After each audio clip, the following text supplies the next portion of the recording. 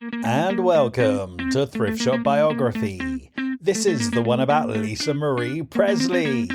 Thank you for listening. Hello, Cleo. Hello, Richard. How are you? Very good, thanks, because I've just read an absolutely unbelievably fascinating book.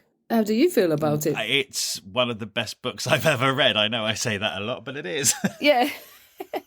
No, It's it is endlessly fascinating if you're remotely interested in Elvis or even... Oh, hang on, it's our 100th book we've read. 100! Happy anniversary or golden jubilee or whatever it is. It's a centenary. Centenary. Centenary. Happy 100th episode. Well done, us. Do you have a sense of accomplishment? Yeah. 100 books is a massive pile of books. It is. Yeah. It's weird that it's 100 already. No, it's a lot of people's lives. Yes, it's 100 people's lives. Yes, it's 100. That's a clarifying. Well, actually, no, it's more than that because some people talk about different people, so we You're learn right. about lots of people in one book. Yeah, you're right. It's hundreds of people's It is. All lives. flowing around our heads. Anyway, let's say what this book is, shall we? We haven't said it. We struck gold for our 100th episode because we managed to get a copy of Lisa Marie Presley's autobiography. And it's co-written with her daughter, Riley Keough, because she died before she finished it. And before she died in 2022, she actually asked her daughter to help her write it. And she knew she was going to die, didn't she? She knew. She was, yeah. How they've done it is Riley, who's obviously an amazing young woman, has interspersed her take on it all between her mum's words.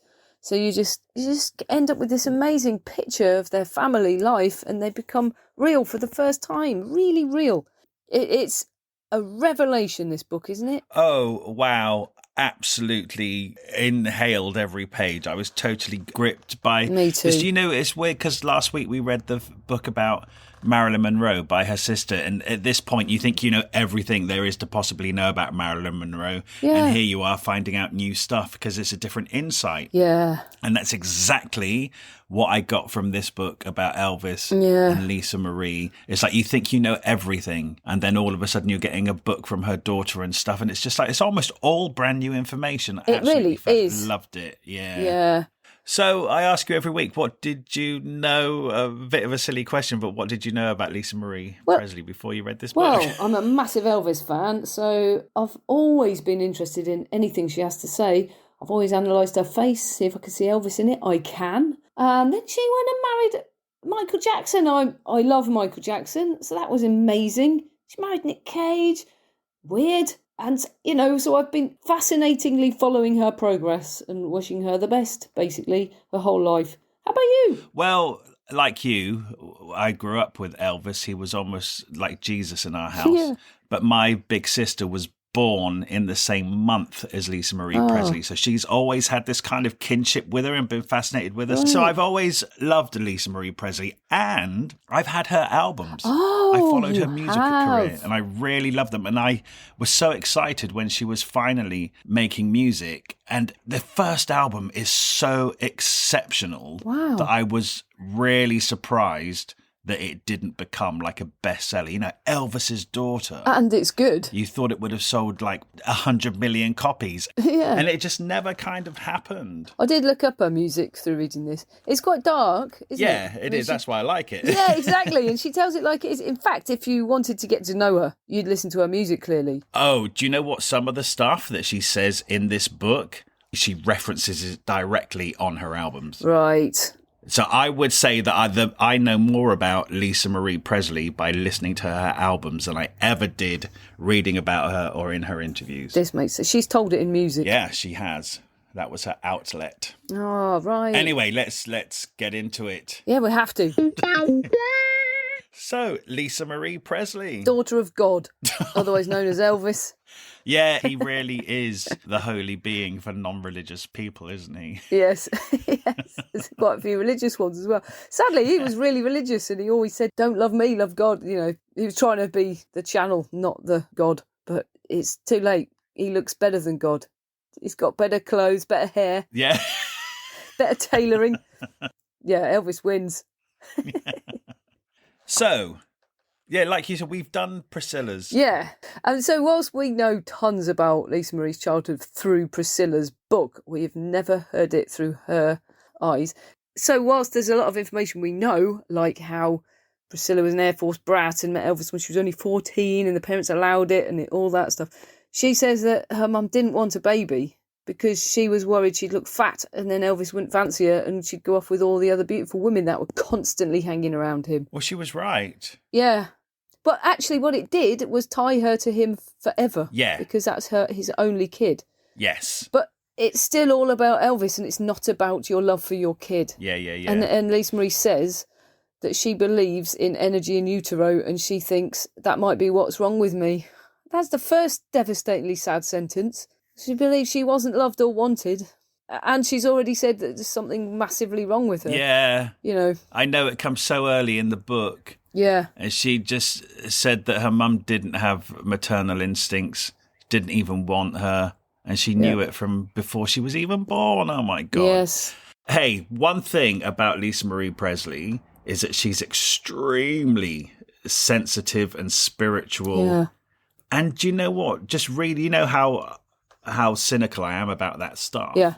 But reading this book, it's like she's so entirely tuned into the universe. Yes, she is. In fact, it's almost like she's psychic. So actually, when she says that when I was in my mother's belly and I was already picking up the vibes that she didn't want me, I'm kind of like, I believe this baby. Yeah, I do. But she basically was born unsettled and depressed with a feeling of not being wanted. Except by her dad. But her dad made up for it. This is why her dad was God to her, is because she didn't trust anybody because Elvis was such a mega famous legend in his lifetime. She didn't trust anybody's love or attention because everyone might have been after something. And at the gates of her own home, there's always fans, day or night, and they all want a piece of her dad. It's like very like our royal family because he's the king. Is everyone's watching you? You're the heir. Oh my God, Elvis's daughter, watch her every move. Like when she's born, you know, it's the hospital. They're camping out. Their first picture of Elvis's daughter. It's like she's had that on her whole life, and she hasn't been able to handle it at all. And she hasn't wanted it. She's been in that goldfish bowl, hasn't she? From people even physically outside your house your whole life. And so everyone wants a piece of her because they want to get to her dad. And the only love she can truly trust is her dad's. So that's why he was everything to her. And so his loss was everything to her. Yeah. It was like the end of her. You know, the stories that she has with her and it. I know that lots of little girls love their dads, of course, but it's such an extraordinary circumstance to have Elvis as your dad and to live in this big gated house and to have people screaming at him. She said that actually in Graceland, the top floor was just Elvis's domain, but her bedroom was up there. So even Priscilla wasn't up there. So the bond between dad and daughter is really... Yeah, it's weird that she says that. It was Elvis's room and my room. But when Priscilla was married to Elvis, because they only divorced when she was 4, so she probably doesn't remember a time when her mum was there as well. Right, but yeah.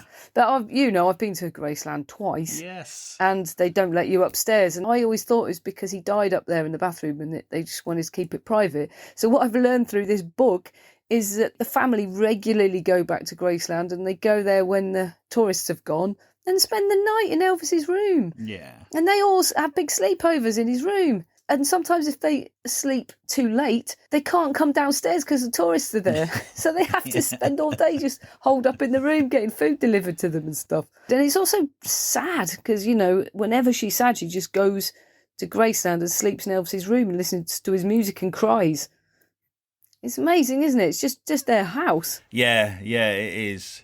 No, I love that we got the history of Graceland in this book as well. She tells us who had it first and who Elvis bought it from, and they kept the name Graceland. It was the name that came with the house, and that he moved his whole family in, his mum, his dad. Yeah. But there was always his big entourage of people there as well. Yeah, you can see his mum's room. It's still downstairs with the original wallpaper. It's really small. Is it? Yeah, they kept it exactly as it was. And his dad had a whole cottage out in the grounds. Yeah, and, you know, the idea that it was just countryside when he moved there and it was way out of Memphis. And now Memphis is just caught up with it. Right. You know, so it's all city now. It's just, you know, you can't imagine it ever being countryside. And now that's Elvis Presley Boulevard as well. Is it? Yeah.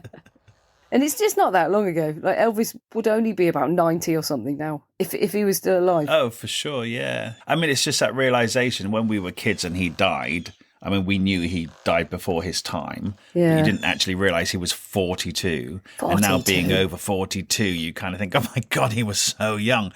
And it's so young. It's not even like he was so young to die, but all those older pictures of him in the last year of his life where he's bloated and looking awful. It's hard to imagine he's 42 and like that. No. Yeah. Wow, it's a real tragedy. Oh, poor little Lisa Marie. And I also learned this. I did not know. I did not know she was there when he died. Did you? I hated reading this. It's Me too. I had no idea. Yeah, she's so close to him, and she writes a lot about the things they would get up to, and, you know, they had just had really fun, lovely times. And in fact, she did say how I think the special bond between Elvis and his daughter, from his point of view, is that I think he kind of knew that his entourage was full of a lot of yes men. Yeah. I think his entourage feared him because he would be prone to being very angry, yes, and throwing very things volatile, around. And Lisa Marie said that she wasn't scared of him. She almost got that he did it a lot of times out of humour, or to do it to get rid of people. And she, because she was younger, I suppose, and because she was his daughter, he was never really angry with her. And so any time that everybody else kept away from him, she'd run up there and they'd hang out and they'd have a nice time together. Yeah. I feel in a way that she is one of maybe 3 people who truly knew who Elvis actually was, if that makes sense. Yeah, I agree. The others were probably his parents. Yeah, and they did have a very, very special bond, as Elvis did have with his mother. That's right, yeah. Almost too strong, really. Yes. And then later, Lisa Marie had with her son, Ben. With her son, Ben, yeah. Oh, my God, it's a generational tragedy, isn't it? It really is.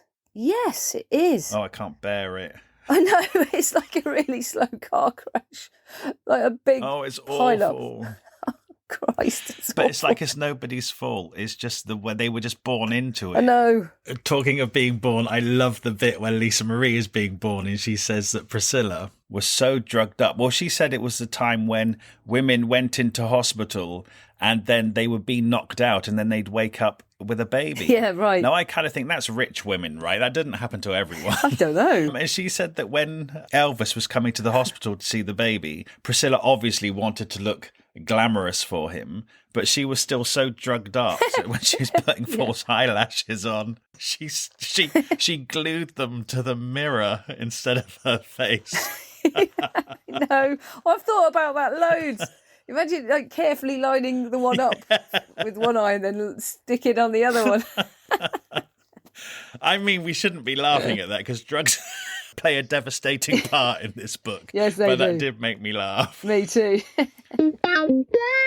But you know what as well? Lisa Marie is very honest in this book about talking about this unusual upbringing she had, but also how it did affect her and make her spoilt and make her feel like she was someone special, to the point that she said, you know, the chefs that worked in the house, and she knew that she could have any food anytime she wanted. And she went down to the kitchens and said, oh, I want a chocolate cake. The chef said to her, you can't have a chocolate cake. And Lisa Marie said to the chef, if you don't make me a chocolate cake, I'm going to get my dad to fire you.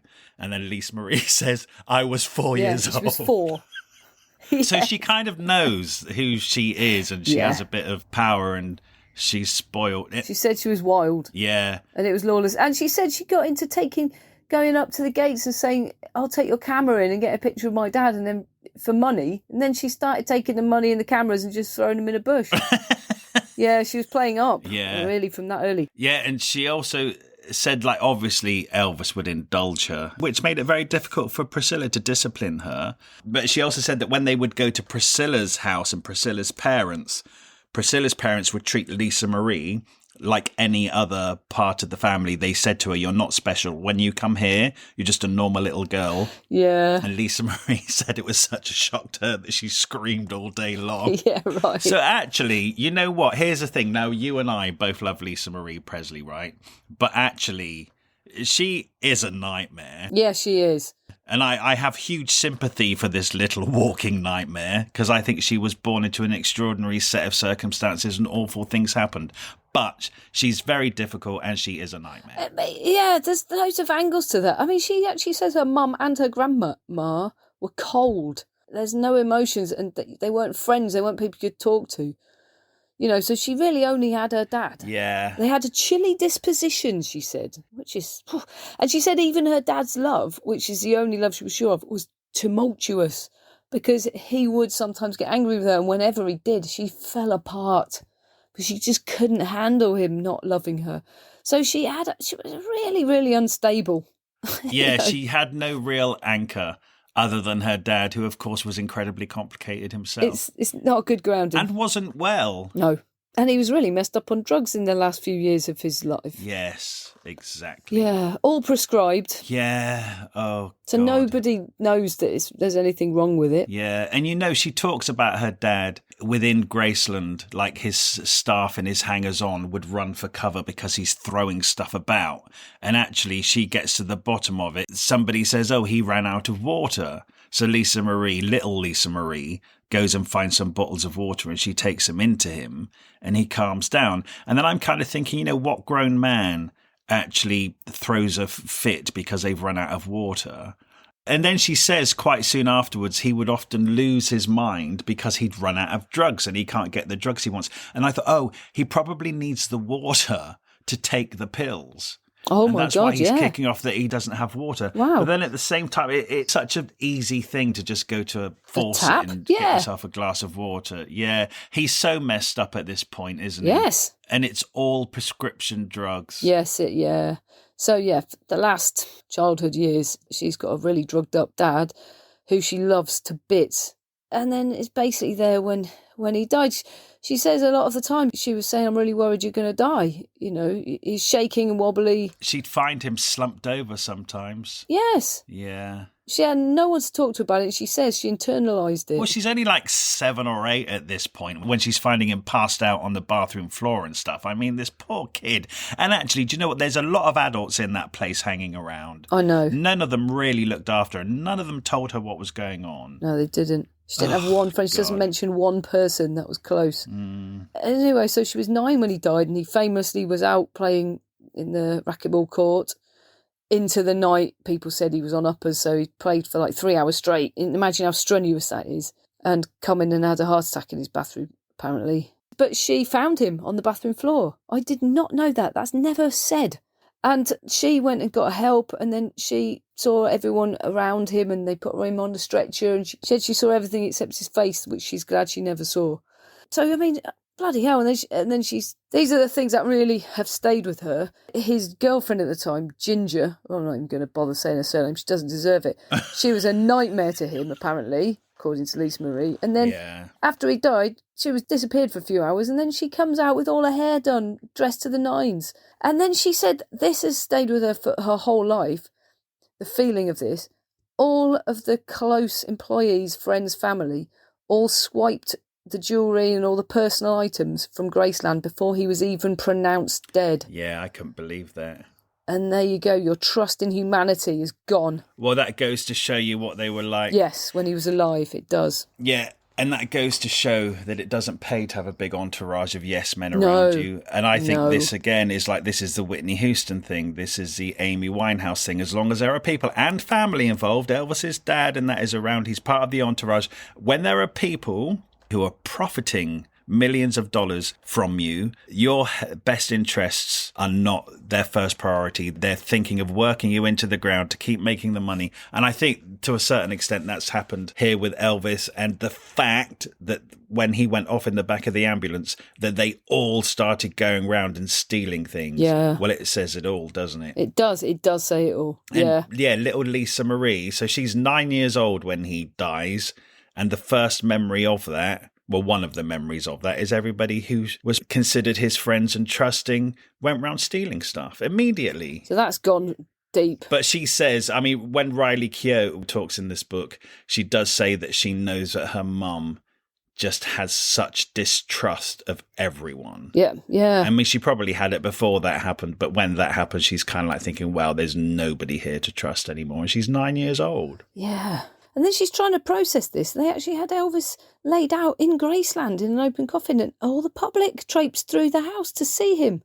And she just sat there on the stairs watching this. Yeah, I forget that happened. I didn't know that happened. I mean, he's lying in state. Yeah, I do, because I remember there's a picture of him in that, because cameras were banned. And I think there's a podcast where the guy who got the photograph, he was paid a huge amount of money because it was a big risk for him to do it. Yes. All the newspapers obviously wanted a photo of dead Elvis. Oh, yeah. Yeah, they paid him a lot of money to go get it. Wow. But yeah, I forgot that it was an open coffin and literally anybody who queued up could walk past and see him. Oh, it's like the king being buried in state. Yeah, it really is. Really royal. But she just sat on the stairs watching this. I mean, this is deep, deep trauma that she actually says in this book. She never started to even begin to process the trauma from all of this until about a year ago. That'll be about 2021 lockdown. Yeah. So her whole life has been affected. Riley Keough said the first time she heard her mum talk about trauma, was like a year before she died. Yeah. So she never addressed any of it. None of it. No. Wow. It's such a unique experience for it. I can't think of anybody else who would have had remotely a similar experience at the age of 9. I know, and lots of people lose parents, but it was Elvis. And it shouldn't matter, but it does actually in this case, because the whole world is mourning as well. You know, the whole world feel like they own Elvis. Yeah. The world feel like they own you now. They're looking at you now.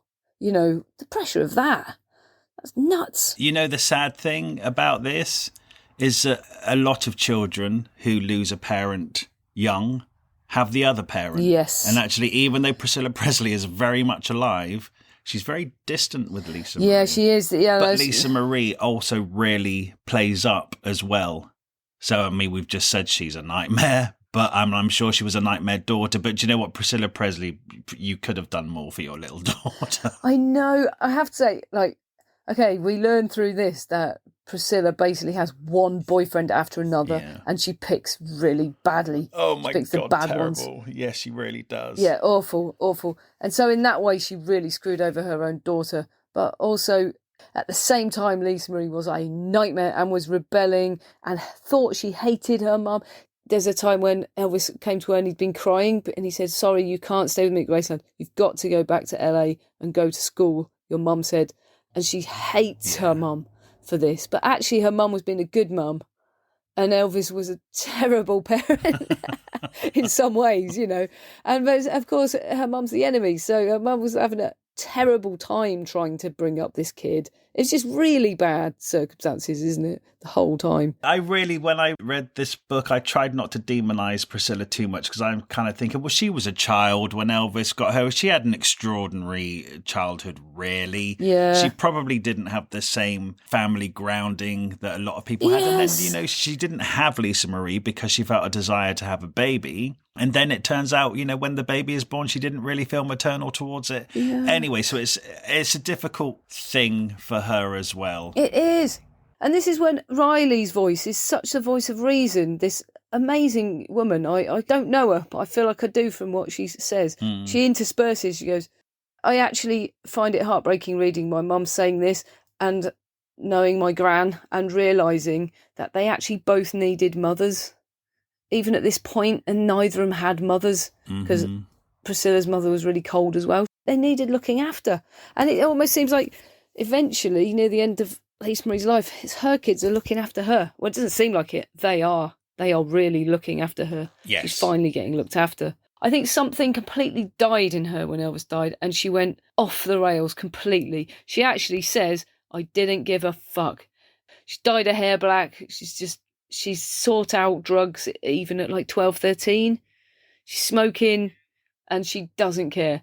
Yeah, well, her mum sends her to a series of boarding schools and stuff because, you know, I kind of was thinking, oh, Priscilla just couldn't be bothered to look after this daughter. But then I kind of thought, well, perhaps it was really hard to cope with this daughter, so she had to send her away maybe. Yeah, I think there's a bit of both because Lisa's clearly saying she's been a nightmare, and we know that Priscilla's got all these different boyfriends, and we also know that she's trying out acting because she was in Naked Gun and Police, all those things. So she was doing bits of acting and stuff. So she was trying to have a life. And then Lisa Marie screaming all day, getting wasted and being a nightmare. And so part of her probably was like, I need professional help. Yeah. So she dropped her off at religious places as well, didn't she? Well, the Scientology. Church of Scientology, yeah. John Travolta got her into it. Well, yeah. And she just got dropped off. Yeah, I mean... And then found a family. What's interesting about... Because Scientology is so incredibly demonized by everyone. It just sounds like a terrible place and they're all complete nut jobs. Yep. We all learn that through any kind of popular media that you read about. There's documentaries about why Scientology is so bad, which I think it is on many levels, but actually reading this story from Lisa Marie was actually good for her for a long time, wasn't it? Yeah, it really was. There's at one point she gets dropped off at a Scientology celebrity centre. I mean, that's just nuts.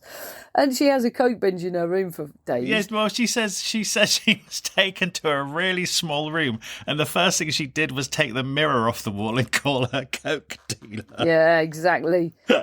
I mean, this is where this young girl is at when her mum is actually at her wit's end and dropping her off at the Church of Scientology. So, exactly. Yeah, she's a rebel. Oh my God, yeah, a self-destructive. She actually said she might have the same self-destructive thing that Elvis's mum had, who drank herself to death when Elvis went to join the army. Oh, do you know what? I really appreciated this. Lisa Marie sums her grandmother up, what happened to her grandmother in one sentence, and she made it so clear, because I've heard such different reports on that bond between Elvis and his mum. And Lisa Marie just basically says that the bond between Elvis and his mum was so strong that she drank herself to death worrying about him. Yeah. That's it. That's all you need to know, because, of course, we know that Elvis was born with a stillborn twin. So his mum obviously then spent the rest of her entire life worried that Elvis was going to be taken away from her. Yes, exactly. And the sad thing of that is... passed on, isn't it? Yeah, the sad thing of that is she only really had him till he was a teenager, and then he got scooped up and became the most famous man on the planet. She never saw him, and then he was drafted into the... army over at Germany. Of course she's going to worry about him every single day. I know. It's not like it was even in the wartime, can we also say? It was after the war. Yeah. It was in the 50s. But she's just worried about him, isn't she? Her precious boy. I know. Anyway, they're very sensitive people. They're sensitive Aren't gene. they? Yes. And it does sound like they got the addiction gene. Why did Mum start drinking? To cope with that, Exactly. Yes. So it's a recipe for disaster. I mean, it starts there even. Oh, you just hope that Riley, who sounds so sensible, breaks this chain. Well, you know what? I think she already has, because she actually says towards the end of the book that everybody was off their heads on drugs and she wasn't. So she became known as the boring one in the family. Yeah. Because she wasn't an addict. And I kind of think, good. She is going... She's now in control of Graceland and the estate, right? Yes. So she does take it into the next generation. Yeah, she's got her head screwed on. So I'm not saying that addicts don't have their head screwed on. It's an illness. Yes, that's right. But Riley Keough seems to handle whatever genes she's inherited. She seems to be handling them very well. She does. I like her a lot. Yeah, I do. And it does give you hope. It really does. Yeah, it really does. We mustn't forget that Priscilla's still knocking around. Well, I know. I try to have sympathy for that woman, but she also sounds like a monstrous bitch. Oh, God. I know you like her. Well, I mean, I can't not like any of these. I just, they're very worrying people. Well, do you know what? I do think that Priscilla's judgment is off because, Lisa Marie is away at boarding schools. I mean, she sends her to that awful place in the desert where rich people send their uncontrollable daughters. I think Paris Hilton was sent. Yes. I think that's beyond Priscilla not coping with her daughter and sending her to... Yeah, do you think? Yeah, I think it's too far. It maybe is. You know that Lisa Marie says in this book that my mum was 14 when she met Elvis and it was a different time and her parents allowed her to. Actually, that's not strictly true when you read Priscilla's book. No. Priscilla's parents only really gave in because they knew that Priscilla would never talk to them again. Yes, that's right. So she was a difficult child herself, right? Yes. Oh, my God. Oh, my God. It's just... It's just generational bomb explosion, isn't it? I know. It's like a bloody awful, terrible, terrible soap opera with all these glamorous people in there, actually just poor hillbillies made good. Yeah. It's just people. People can't handle anything. I don't know why I can't summarise it. It's just madness. Whilst Lisa Marie is at these boarding schools and stuff, she does get to come home, and Priscilla has these boyfriends, and then she's going out with this actor called Michael Edwards. I mean, this is dark, right? This man is also an addict stroke a drunk. And Lisa Marie says when she comes home from boarding school, the atmosphere in the house is tense because Priscilla and this boyfriend Michael are just yelling at each other all the time. It's very volatile. A lot of violence. They'll go out for the night and it's peaceful. And then when they come home at 2:00 in the morning, teenage Lisa Marie is in her room where she can just hear things being thrown about. And then Michael comes into Lisa Marie's room and just kind of hangs out. And that graduates over time to him spanking And her. he does it all the time for when she's 11, 12, 13. That's just plain abuse. She was abused. I mean, it's perverted. That man is, it's absolute paedophilic action. And then when Lisa Marie goes and shows her bruised bottom to Priscilla, Priscilla says to her, well, what did you do to deserve that? And then she says she would go and have a go. Priscilla would go and shout at Michael about it, but they still continued the relationship and he continued to spank Lisa Marie. I mean, it's so bizarre. That man should have been arrested. And Priscilla knew about this. Yeah, and at least he's named and shamed now. Yeah, oh God. I know. Well, Riley mean, pipes up at this point and says there's absolutely no doubt that contributed to her feelings of shame and self-hatred. And I'm just sorry to hear she had those feelings, because I didn't know she had those feelings. I didn't not know that happened to her. I can't believe that happened to her. You know, flipping heck. The whole world's watching, but no one can see. I know you would never think that was happening to that girl. She's a daughter of Elvis. She thinks she lives a privileged life. Do you know what? The one thing she says is that somebody said to her that ever since she was a little girl, every time they look at her, she just looks sad. Yeah, and do you know what? I've always kind of thought that. Every photograph you see of her, she's rarely smiling. Her default face, you know how some people have like a resting bitch face? She has a resting grief face. Yes, and do you know who else does as a kid? Go on. Michael Jackson. Oh, really? Just as sad, just as grief-stricken in every single picture of him as a child. You can see it clearly. And it does make me think that they were soulmates. Well, inevitable that they found each other then. Yeah, I do think that. And I think that why he pursued her is that he saw the same person. He saw someone trapped like he was in his own life. Right. I don't doubt that. So when Lisa Marie is 14, her mum goes off to make a film. And Lisa Marie goes with her. And there's this actor who's 23. And Lisa Marie does not name him, but she gets a crush on him. And he notices. So they start hanging out. And actually, that's who she loses her virginity to at the age of 14. Yeah, she says she sort of stalked him. Yeah. And she said it's like history repeated itself again because she was only 14 and he was older. He was 23, exactly the same as Elvis and Priscilla, isn't it? 2.5 years they were together. Yeah, that became an on and off thing, but she said she knew that he was basically shagging everyone around. He was a real player. Yeah, exactly. And because she had to hide it, it gave him total freedom. Yeah. Yeah, and then the biggest blow was, he's the one who set it up as a paparazzi thing. Must have got a lot of money for it. On their last date together. Yeah. Yeah. He didn't even care that she was underage. Yeah, but by the time those pictures were taken, she was like 16, 17, because that was at the end of their relationship, right? Yeah, yeah. So he totally used her. He got money for a lot of money for those pictures, I can only imagine. And that also feeds into her feelings of distrust that she has for everyone. Massively so. Now her first serious boyfriend has sold her out to the press. Yeah. I mean, who's she going to trust now? Yeah, I know. She says the first time she felt used, the first time, and realising that people had an agenda because of who she was. Yeah. She's screwed from every angle. Excuse the pun. She really is. Yeah, because the thing is, she can't really hide being Elvis's daughter because she looks so much like him. I know, and plus she's in the press all the time. Yeah. Yeah, so she really does start seeing older men a lot. That's her thing. Until she meets Danny Keogh, who's actually a decent man. I know, so that was nice right? to find that out. Yeah, stuck with her right to the very end as well. Even though she put him through hell. Well, yeah, because she's a nightmare. And I think meeting Danny was the good... Yeah. He had the right personality to handle her and put up with her, even though it wasn't easy for him. And she knows that and she admits that. But, he was almost the yin to her yang. Every time she pushed something, he could take it. Well, he could cope with it, whether he could take it. But yeah, but it's interesting that romantically they weren't always together. Yeah, that's true, I mean, actually. she even went on to be married to other people, but he stayed with her whole entire life. Yeah. Yeah, I love this man. Yeah, right. So he was a bass player in a band, and it's just like such an underground band. It's not like he was anybody famous, and he didn't even know who she was at all. He had no clue, which is brilliant. And they really got on. And she just said straight away, I knew I was going to have children with this man. And he'd never had a relationship longer than a few weeks. They did about 4 months, and then he went off with someone else. And she spent 2 years just stalking him and trying to make him jealous and stuff. You know, she's really obsessed with him. This is because she's got no confidence in herself deep down. Yeah, I know. And she had an ectopic pregnancy, which she didn't even know about.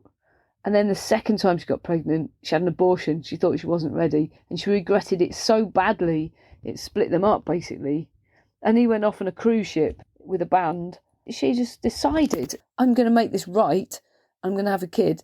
And so she, pursued him, met him on the cruise ship, timed it right for ovulation, and that's Riley was born from that. We usually don't care when they have kids. We go, yeah, they had kids, whatever. In this case, Riley's important. She's an important person. And thank God she exists, because she's the voice of reason. And she's Elvis's granddaughter. We don't care about babies, but we care about the granddaughter of Elvis. Yeah, you're right. And that's half the problem. We put too much on these people. Poor people. Sorry, I'm sorry. But it does say, Lisa Marie does say, and Riley says in this book, that basically Lisa Marie did it to trap Danny. Yeah. And Lisa Marie acknowledges that. And then Riley says, oh, my mum said to me that she got pregnant with me to trap my dad. Yeah. Well, if she did, it's a good move, because I tell you what, they weren't tied to each other by marriage their whole life, but that man stayed in her life for those children. I think he was the anchor that Lisa Marie needed until her kids grew up. And that's probably why she stalked him. It's probably why she wanted to trap him, because she knew that. Almost a survival instinct. Yeah, it was probably more, rather than a romantic thing or a jealousy thing, it was like, I need this man to survive. He grounds me. Yeah. That's why she trapped him. She trapped him for all the right reasons. Yeah, she did. But this is why she's so amazingly honest in this book. She actually says, I then got a massive crush on the lead singer in his band, which really upset him and split up the band. And she just couldn't help it. And it's like, oh, man. Well, she's a night. We said it before. She's a nightmare. We'll say it again. Nightmare. But she knows she's a nightmare. She is. Oh. And that's why Danny is good, because he put up with the nightmare, you know? He did, yeah. But yeah, then she said everything was going really well until she decided to take singing lessons, and that messed it all up because she's quite good. And then Prince got interested and said he'd produce her. Yeah, Michael I didn't Jackson know that. piped Did you up. know that? You know everything about Prince. I know. Well, I thought I did, but no. And then Michael Jackson pipes up and he asked to meet her, and she was like, that's interesting, because she'd met him when the Jackson 5 at the Las Vegas Hilton when she was 6 years old, and she doesn't remember that. How can you not remember that? Well, because she's not impressed by that, is she? No, she's not impressed at all, which is why it works. But Michael Jackson really remembers it. And then he'd also called to try and set up a meeting when she was about 15 or 16. He'd set up a meeting with Priscilla, hoping she'd bring Lisa Marie, but she didn't. So then in 1993, see, I really reckon it's because he sees her sadness. I do. I think he just saw a kindred spirit. And someone who's had all that attention since they were kids. He always connects with those people. Yeah, there's so few people who would even begin to comprehend what Michael Jackson went through as a child. And yes, I think and who could just talk to him. Yeah, he recognises that Lisa Marie can empathise with him. Yeah, and will treat him like a person and not a superstar. Yeah, definitely. And I mean, through interviews I've seen with her, she says Michael Jackson was the only person she'd ever met that had the sort of aura and power about him that her dad had. Yeah. That ever she'd met before or since. Another king, see? King of pop. King of pop. Yeah, two kings. Yeah, so he called her, they met, and they really clicked. And she said she was so surprised he was alone, and he was really subdued and just really nice.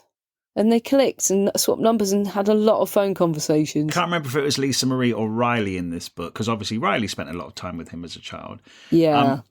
Just saying they just couldn't believe how unbelievably normal he was. He was very down to earth and just a lovely, lovely man. Yeah. I loved reading that. I did. And he spent a lot of time around their house. Yeah. They sometimes went to Neverland, but most of the time he was around at their house.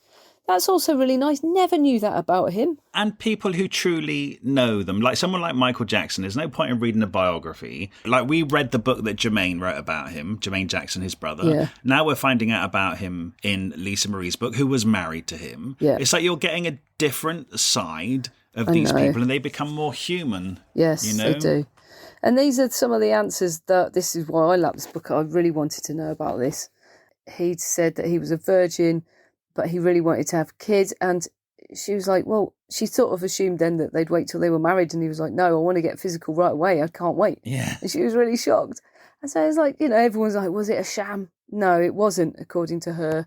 And this is so full of truth, hard, dreadful, embarrassing, difficult truth that I believe everything she says in this book. I think also she knew she was near the end and she's just saying it. Yeah. And she also says that Janet Jackson said to her, I've never seen my brother talk about anybody like this before. Yeah, and open up with anybody. Yeah. He said, you're finding out things we never knew. It's a real thing. It really is, yeah. Yeah. Which, to be honest, from the outside looking in 25 years ago, when you do look at that and think, oh, that's just a publicity stunt. It's Elvis's daughter, Michael Jackson. It was quite strange. Yeah. Yeah. But it was actually a real, tender, loving relationship. Yeah. Because we never saw him behind closed doors, and that's yeah.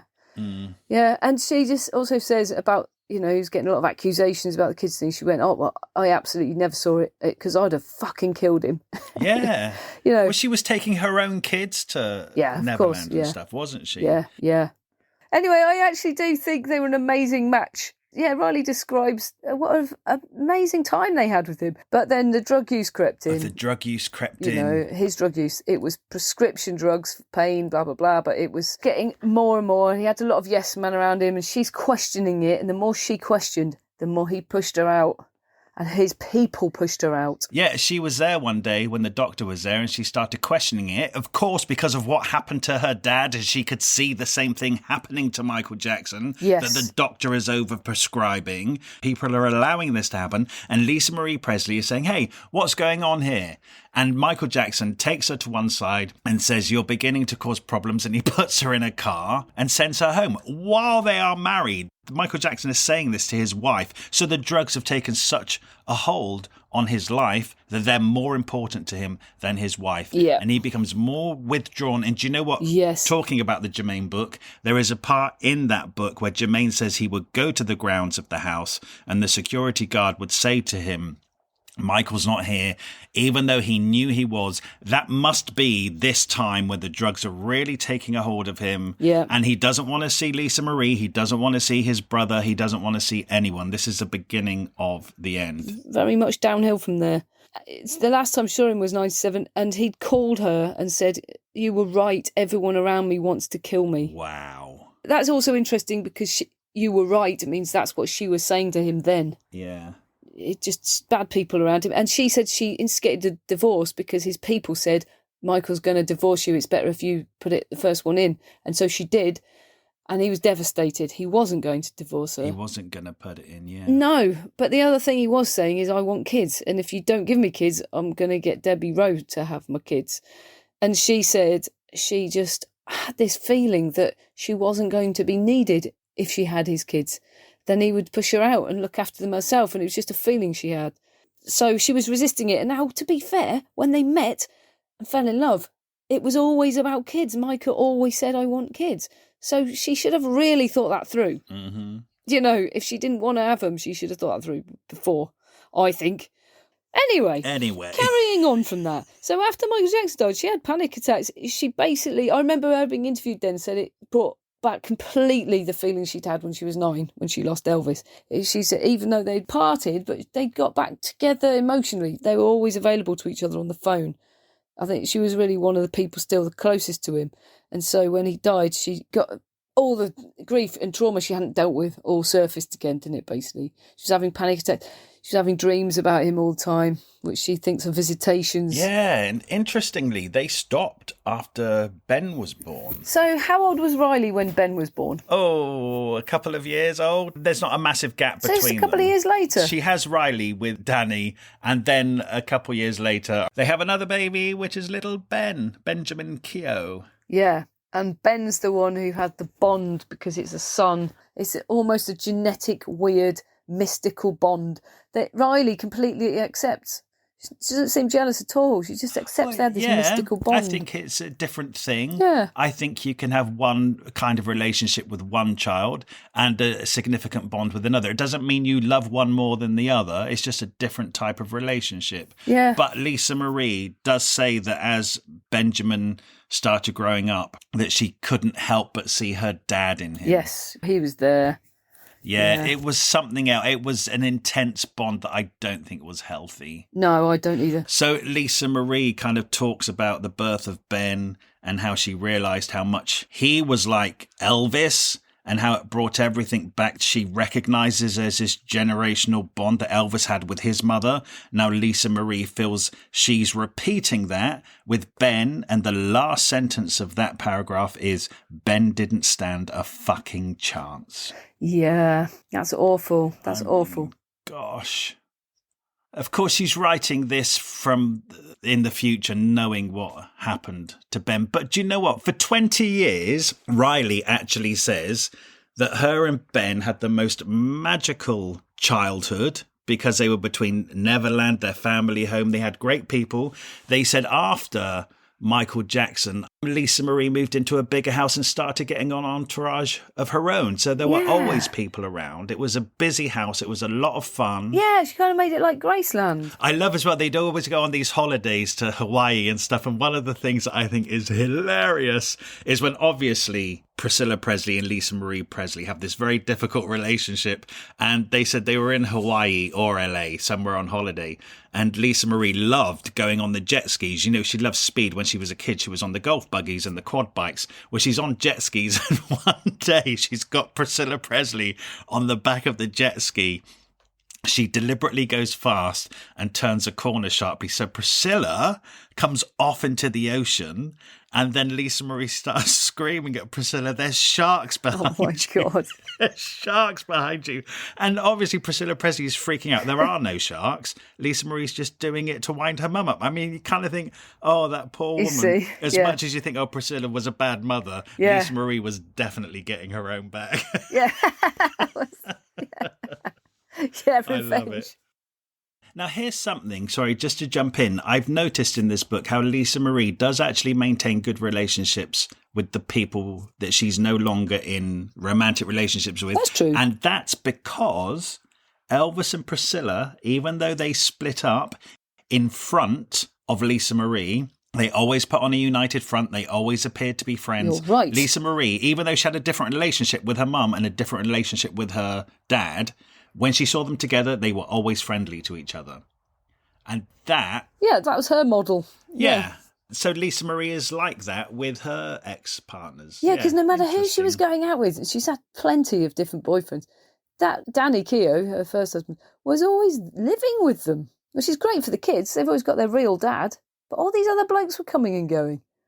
She married bloody Nicolas Cage. That is insane. I forgot that. Well, I don't forget that because I remember at the time that he was a massive Elvis fan. So I always thought that was really weird. Yeah, I know, right? It is really weird. They must have been together about, it says 2000, and then they married in 2002, but they were married for 108 days. It is weird, yeah. It's like David Guest marrying Liza Minnelli. I know.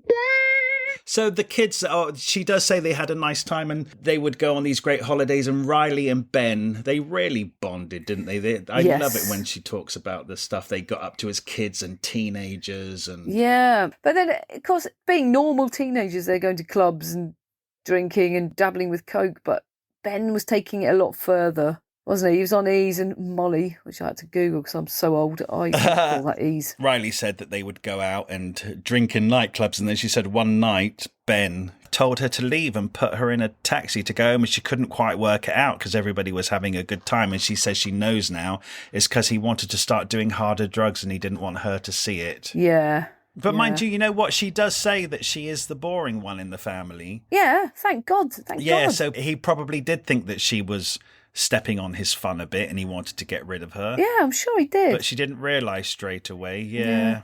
Anyway, whilst everything was going all right, at this point, Lisa Marie marries... Oh, she has a new boyfriend called Michael Lockwood, and they get engaged in Hawaii and they get married in Japan, and it's all great. They were together 11 years, and they were desperate to have kids together, so she had IVF. So she was about 40, I think, when she had twins, 2 girls. Finley and Harper, and I tell you what, I'm not really that aware of their existence. I didn't really realise this.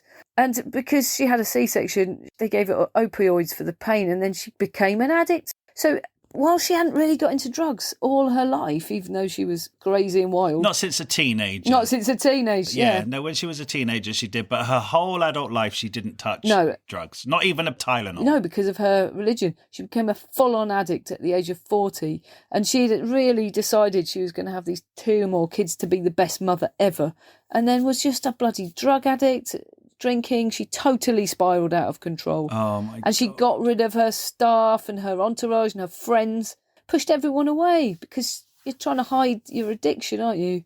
And then she thought it'd be a really good idea to move to Britain and sort of hole up and start again, but it just meant she was cut off even more. I remember And I remember that, this period. I remember. Yeah, because it seemed amazing that Lisa Marie Presley, daughter of Elvis, was living in like Richmond, in just out of London, in the countryside. So what are you doing here? And at that time, Priscilla, her mum, was in Panto at Wimbledon, Christmas show. Yeah, I went to see it. I danced with her. I was right at the front. In this show, she sang an Elvis song and a Michael Jackson song. How weird is that? Your ex-husband and your ex-son-in-law.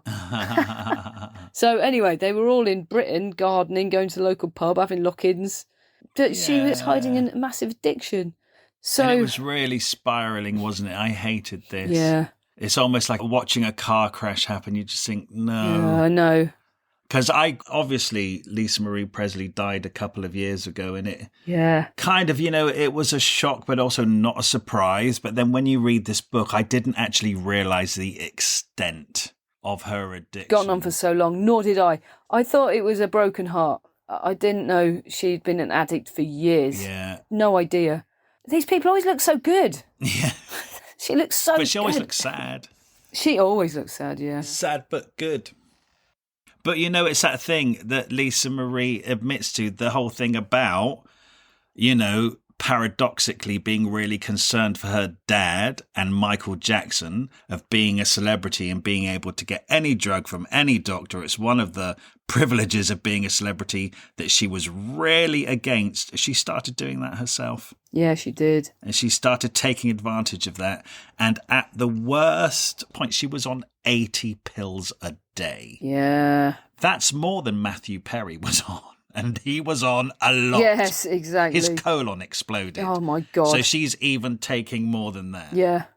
She went to rehab, though, didn't she? Yeah, she went to rehab, but then she left halfway through because she didn't actually want to give up. They moved back to LA, and she had a seizure, and Ben was living with her. Meanwhile, Riley had got married, moved out, and started her own family in 2022. Very recently, she had a baby called Tupelo, Tupelo, Mississippi, which is where Elvis was born. Oh, sweet. So that's a lovely name, isn't it? Yeah. And so Ben was the only one who stuck around because he's a grown adult. And, Lisa Marie's obviously still raising those 2 little girls. And Ben has stuck around to look after his mother.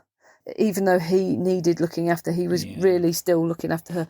And when she had a seizure, Ben really changed because he'd really freaked out because he thought she'd died, basically. Yeah, of course. It must have been terrifying. And it really changed him. And not that much later, he'd gone back to the house because they were in a hotel because there was mould in the house. He'd gone back to the house and he shot himself in the head and died. He was 27. Unbelievably sad. You know, when Riley got the phone call from her dad, I think her dad was the first one to find out, and they went to tell Lisa Marie about Ben. Riley says, at that moment, I knew I'd lost my mum as well. Yeah. Oh, God, I'm not going to cry in another fucking podcast. It's so devastating. I know. I can't bear it. Can we end the podcast so I can just go and cry somewhere? It's devastating. Yeah, I know. And do you know what? There's almost too much detail in this book because they go to the house where Ben's body is still there, but the paramedics are there and he's all zipped up in the body bag, and Lisa Marie begs to see him. And they say, well, no, we don't. And she begs so much. They say, well, look, we don't usually do this. So there's a part in the book where she actually unzips the body bag and Riley is talking about Lisa Marie touching Ben's face. It's just beyond me. And I feel it's so personal. I feel like it shouldn't even be in this book and I shouldn't be talking about it. I know. So then they had the coffin on ice at their home for 2 months. And Lisa Marie's just talking to it. And then, I don't even want to talk about that tattoo business. But it gets so weird. It gets weird. And she said even Lisa Marie realises this is now weird, having your son's body at home. Yeah, I know, but I think you can explain that by knowing that her dad laid in state, and as a 9-year-old, she sat on the stairs and watched her dad's open coffin. Yeah, that's true. And I think this is her experience of death, isn't it? This is proof that something in her broke when her dad died, because a couple of years after that, she said Vernon died, her granddad and her grandma, and they were in an open coffin at Graceland, and she went and poked Vernon around and moved his body in bits. She said, I'm not proud of that. But that's someone who's just shut down to emotion and hasn't dealt with anything, and that's why you get addictions. Yeah. So she's having to reset. She can't cope, basically. She can't cope. It's too late. You can't suddenly start mending your 9-year-old self or your 4-year-old self. When your son dies, it's too late. And basically she couldn't handle it. And she died within 2 years. And they said it was a heart attack, but we knew it was a broken heart. I knew it was a broken heart, and I wasn't even there. I remember when the film came out, Elvis, Baz Luhrmann, and she was there, with the interview panel. I thought, she's gone. She's absolutely checked out. She's gone. You could see her, couldn't you? Yes. And it was like she was almost clinging to that lad, what's his name, who played Elvis? Austin Butler. Yeah, Austin Butler. It felt like he was the son, she was trying to make him I was very uncomfortable about that. I read interviews with both of them, and it's kind of like, I actually don't think it's good for her to have this relationship with Austin Butler. It was so... It must have been quite traumatic for him. Yeah, actually, for sure, yeah. Because it's a really dark family history. We all put Elvis out there as this glistening gold god, but it's a terribly tragic family history from one thing to the next. When we say that people die of a broken heart and stuff, but towards the end of this book, as Lisa Marie is getting iller and iller, she actually goes for an echocardiogram, and she literally says that her heart is in pieces. Yeah. Like physically in pieces. I mean, that's so... Wow. She said after a year she'd stopped wanting to die every day, but the real me detonated a year and a half ago. I don't think any spark will ever come back. Riley said she wouldn't talk about anything except Ben. So it's just, she's gone. She's literally, the last neurological connection is just broken. Yeah. It just broke her. Oh, this poor family. It's just... Yeah. Do you know what this is? We've read some pretty devastating books, but I have to say this is the most devastating. And you try and leave the book with a bit of hope, and there isn't any here. And then I kind of thought, well, actually, the hope is Riley, actually. Like you say, she broke the spell of the family, hasn't she? Oh, my God. Without her voice of reason, it would be just pure misery. But you think it's actually just really good to hear this sensible person who's married, had a kid, and is going to move on. We have to leave them alone now. Yeah. We have to let them go. The saddest line in this book, actually, is Riley when she's talking about the days when her and Ben were children and they'd be in Graceland to sleep in Elvis's bed with Lisa Marie, and the three of them would be there. And like you said earlier, a tour would begin which meant that they were trapped in the room for the day. So they'd hang out there. And during those occasions, they would find Elvis's books on his bedside table, all these spiritual books. And she said that Elvis had underlined things and they would read them. And so they got to know their granddad better through reading the notes he'd made in this book. And she said while Riley was writing this book after Lisa Marie had passed, she remembered that. And she was like, oh, I can't remember one of these lines that we used to joke about. Who can I call? And then she's like, oh my God, I've got nobody left to call. Yeah, right. God, they've all gone. Riley Keough, I think, is an exceptional woman, isn't she? Yeah, I really think so. We're allowed to keep our eye on her. We can ignore her children. A little half an eye, a little tiny eye, but no expectations and no pressure. We can watch her acting. She's in a thing on one of the channels called Daisy Jones and the Six. My sister watched it and she said it was brilliant. It's a bit like based on, well, it's not directly based on, but it's like a band like Fleetwood Mac throughout there. So she's singing in it. She's being a rock star in a drama. So we should check that out. Oh, yeah, let's check that out. I just said, well, leave him alone. Now I'm checking him out, following her. Well, no, but we can check out what she does professionally. That's allowed. Yeah, but I'm not going to gaze at her face and try and analyse how much she looks like Elvis, which I used to do with Lisa Marie. You see, that's the sort of pressure that she's had to suffer. Yeah. People like me and you, looking at her and seeing Elvis's daughter, that's terrible. And her son then had the same because he was their boy. And he did look like Elvis. Yeah. Poor fellow. They're all buried together in Graceland, aren't they? Yes, they all are now. Yeah. You know, she sings about that Lisa Marie sings in her song called Lights Out. Yes. She sings, there's a plot on the back lawn, and that's where I'm going to go when I'm buried and gone. Yeah, and apparently she talked about it all the time. Every time she went to Graceland, I'm going to be buried there. And she always kept her watch on Memphis time. Yes. I mean, grief followed that little girl her entire life. Yeah. And it's such a mean blow that her son did that because I know that was the end. Oh, God, right. Happy 100th episode. Happy 100th. Oh, man. I honestly think this is one of the best books I've ever read, and I'm so pleased for it to be our 100th episode, but I'm not going to lie, I'm devastated by it. I am too. Oh, I feel like I need to take a break. Yeah, the only way's up from here, though, isn't it? You know. What, we're going to do Yaz next? Yeah. Thank you so much for listening to this episode of Thrift Shop Biography. We love making this podcast and we're absolutely thrilled that so many of you are already listening. You could really help us out by leaving us a review somewhere, wherever you listen to this podcast.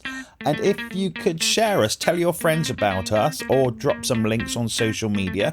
We have a Facebook page called Thrift Shop Biography, so make sure you come over there to hear about the episodes first and what else we're up to. Okay, see you next week. And if you're new here, there are loads more episodes now to go and listen in the back catalogue, so make sure you go and enjoy them.